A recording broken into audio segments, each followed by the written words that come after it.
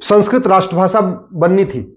Doctor Ambedkar ने संस्कृत को राष्ट्रभाषा बनाने के लिए प्रस्ताव भी पास किया। उनका प्रस्ताव फेल किसने कराया? नेहरू जी ने। भारत का जो झंडा डिजाइन हुआ था, नेशनल फ्लैग, वो भगवा कलर का था, उसमें ओम लिखा हुआ था, भगवा झंडा ओम निशान। किसने विरोध किया? नेहरू जी ने। दूसरा झंडा डिजाइन हुआ, भगवा रंग का झंडा, उसमें वंदे मातरम। किसने विरोध किया? नेहरू जी ने।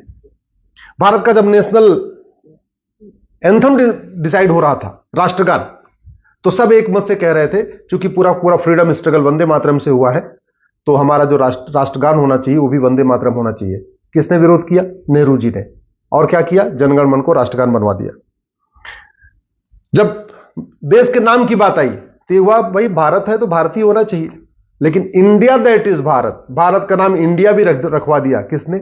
नेहरू जी ने। क्योंकि उस समय नेहरू जी की चलती थी, कांग्रेस की चलती थी, ज्यादातर मेंबर संविधान सभा में कांग्रेस के थे, तो नेहरू जी का एक तरीके से पूरा उनके ऊपर कंट्रोल भी रहता था। आर्टिकल 35 है, किसने जुड़वाया संविधान में? नेहरू जी ने। नतीजा क्या हुआ? कश्मीर के जो हिंदू थे वो थर्ड क्लास सिटीजन हो गए। आर्टिकल 370 संविधान में किसने जुड़वाया? नेहरू जी ने। नतीजा क्या हुआ? अलगाववाद बढ़ा, आतंकवाद बढ़ा, कश्मीरियों का नरसंहार हुआ, बहन बेटियों का बलात्कार हुआ, हजारों सैनिक मारे गए, हजारों हमारी बहन बेटियां विधवा हो गई, पलायन हुआ। किसके कारण? आर्टिकल 370 के कारण। संविधान का आर्टिकल 13 कहता है सारी कुरीतियां खत्म करना है, सारी कुप्रथाएं खत्म करना है। कभी नेहरू जी ने उस पर संसद में चर्चा ही नहीं किया, इसलिए जितनी विदेशी कुरीतियां मुगलों के समय से चल रही थी वो यथावत चलती रही। आर्टिकल 25 में एक प्रोपोगेट वर्ड किसने जुड़वाया था? नेहरू जी ने। नतीजा क्या हुआ? पूरे देश में धर्मांतरण हुआ, और आज की डेट में 9 राज्यों में, 200 जिलों में, 900 तहसीलों की डेमोग्राफी बदल चुकी है। आर्टिकल 30 माइनॉरिटी का कॉन्सेप्ट किसके कहने पाया? नेहरू जी के कारण। अल्पसंख्यक बहुसंख्यक का जो खेल चल रहा है, जो तुष्टीकरण चरम पे है, वो संविधान में एक आर्टिकल 29-13 जो माइनॉरिटी शब्द आया उसके कारण है। और इसके मूल प्रणेता, इसके डिजाइनर कौन है? नेहरू जी। कभी नेहरू जी ने जो गुलामी के नाम चल रहे हैं भारत में, उसको हटाने का प्रयास नहीं किया। एक भी गुलामी का नाम नेहरू परिवार ने नहीं हटाया। एक भी गुलामी का निशान, काशी, मथुरा, भद्रकाली, भोजशाला, अटाला, अयोध्या, जितने भी है, एक भी जो गुलामी के निशान है उसको रिस्टोर करने की प्रयास नहीं किया। एक भी गुलामी की कुरीतियों को खत्म करने के लिए नेहरू जी ने कोई प्रयास नहीं किया। एक भी गुलामी की कुप्रथाओं को खत्म करने के लिए नेहरू परिवार ने कोई प्रयास नहीं किया।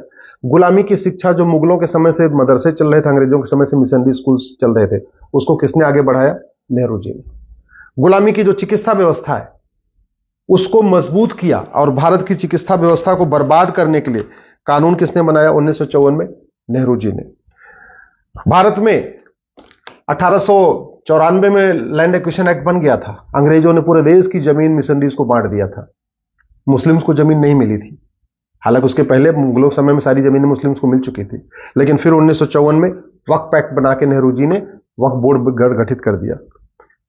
भारत में गुलामी की पुलिस व्यवस्था बदलने के लिए कभी भी नेहरू परिवार ने प्रयास नहीं किया। गुलामी की कर व्यवस्था बदलने के लिए नेहरू परिवार ने कभी प्रयास नहीं किया। गुलामी की प्रशासनिक व्यवस्था बदलने के लिए कोई प्रयास नहीं किया। गुलामी की व्यापार व्यवस्था बदलने के लिए कोई प्रयास नहीं किया।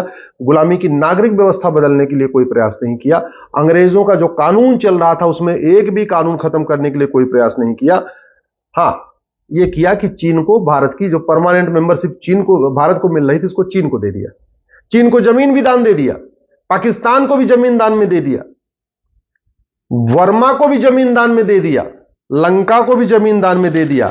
अपना नाम ऊपर करने के लिए जमीन दान करते रहे भारत की। 1975 में उनकी बेटी ने इमरजेंसी लगा दिया। 1976 में संविधान का जो बेसिक स्ट्रक्चर है वो बदल दिया। जो संविधान का प्रियम्बल है ना, उसको संविधान का बेसिक स्ट्रक्चर कहते हैं। लेकिन 1976 में इमरजेंसी के दौरान जब लोकसभा का टेन्योर पूरा हो गया था, तो संविधान का बेसिक स्ट्रक्चर, जिसको प्रियम्बल कहते हैं, उसमें बदलाव कर दिया, उसमें 2-3 नए शब्द जोड़ दिए। 1984 में अलीगढ़ को माइनॉरिटी यूनिवर्सिटी का दर्जा दे दिया। ये पहली बार हुआ था कि भारत में किसी यूनिवर्सिटी को माइनॉरिटी डिक्लेयर किया गया था, और यह काम इंदिरा जी ने किया था। 1985 में राजीव गांधी ने सिटीजनशिप एक्ट में एक सेक्शन 6A जोड़ दिया। सिटीजनशिप एक्ट में सेक्शन 6A जोड़ा, और जोड़ के असम में लगभग 60 लाख बांग्लादेशियों को भारत की नागरिकता दे दी। याद रखिएगा, 1985 में, जब 1984 में जो चुनाव हुआ, उस समय राजीव गांधी जी को 404 सीट मिली थी, और अगले ही साल 1985 में सिटीजनशिप एक्ट में सेक्शन 6 से जोड़ दिया और असम में लगभग 60 लाख बांग्लादेशियों को नागरिकता प्रदान कर दिया। साबानो का फैसला आया, उसके अगले ही साल 1986 में अपने 404 सीट का उपयोग किया और सुप्रीम कोर्ट का फैसला पलट दिया।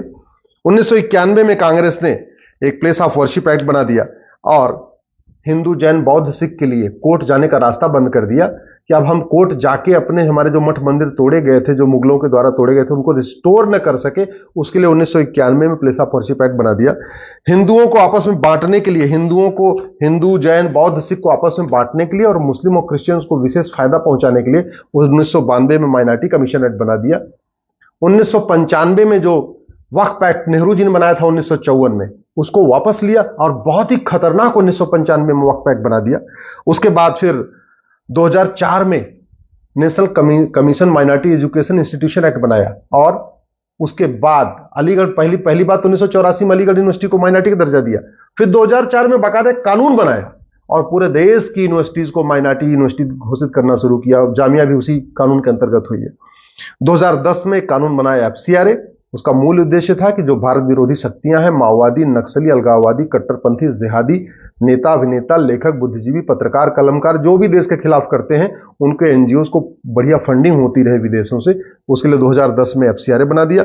2012 में राइट टू एजुकेशन एक्ट को बदला, मदरसों को राइट टू एजुकेशन एक्ट के दायरे से बाहर निकाल दिया। इसका मतलब ये हुआ कि जो शिक्षा अधिकारी हैं, एजुकेशन ऑफिसर्स होते हैं, वो जाके ये ना देख पाए कि मदरसों में क्या पढ़ाया जाता है, मदरसों में कौन पढ़ा रहा है, मदरसों का सिलेबस क्या है, मदरसों का करिकुलम क्या है। इसके लिए 2012 में बाकायदा मनमोहन सिंह जी की सरकार ने, या सोनिया गांधी जी उसको सरकार कह लीजिए, उन्होंने राइट टू एजुकेशन एक्ट को ही बदल दिया। 2013 में वक्फ एक्ट को असीमित शक्ति दे दिया। 2013 में जैन को भी अल्पसंख्यक घोषित कर दिया। तो अगर आप ध्यान से देखें तो 53 साल राज किया कांग्रेस ने, उसमें 50 से ज्यादा ऐसे घटिया कानून बनाए जिसका मुख्य उद्देश्य था कि भारत की संस्कृति बर्बाद हो जाए, सनातन धर्म बर्बाद हो जाए, भारत धीरे धीरे गुलामी की ओर चलता जाए।